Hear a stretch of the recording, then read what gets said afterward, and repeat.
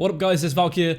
Gonna do a little bit of a Q&A around like Farah and other things because I get asked the same few questions every day and I want to take the time to answer a few of those. Without a doubt, one of the most asked questions is what sensitivity and DPI do I use playing Farah? So I use 400 DPI, I use a Zowie FK1, and on the bottom there is a little button which you can change DPI. I use it on the red setting, which means it's 400 DPI, and then in-game I set my in-game settings to 6 sensitivity. This is just something that I've got used to. Yes, I have got myself quite a large mouse pad as well to accompany the low sensitivity, but it works for me. The way I look at sensitivity is if you stick at sensitivity long enough, you're going to get good at it, whether it's high, whether it's low.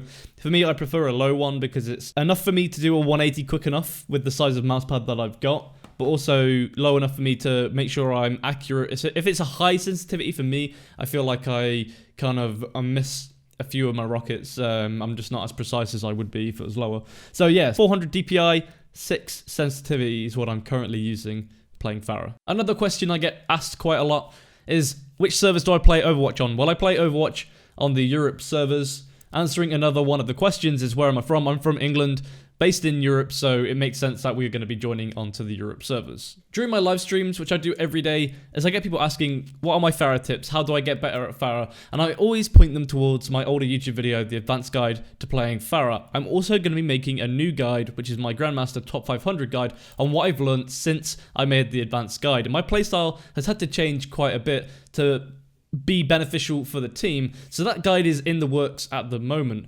But I'm going to put a link in the description below to my advanced guide on Farah because it's definitely something you can still learn something from. Another Farah mechanical question is, how do you practice air shots? Now, the way I originally used to do it was on the training grounds. There's one bot that's quite near the side of the edge, and you can use a concussive blast, and when he's in there, you can practice putting in rockets, and you learn the speed of the rockets and when you need to shoot and how fast the bot flies. Don't forget that each hero has a different weight. Zenyatta is going to go further with a concussive blast than a Roadhog or a Reinhardt, for example. So you got to learn those along the way. But this is just like a good practice for now, that you can get used to how fast the rocket travels, where you need to place the rocket. Just if you do this, try and get it, 2 or 3 times in a row, then that's when you really start learning where to position your rockets when you do a concussive blast. Another mechanical Farah question I get is, how do I hover with Farah? Do I use my right click on my mouse or do I use my spacebar?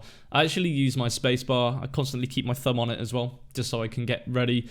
I just prefer it over the right mouse button. No other reason than that, but if you prefer the right mouse button, then that's completely fine too. And one of the final questions is, why do I play Farah?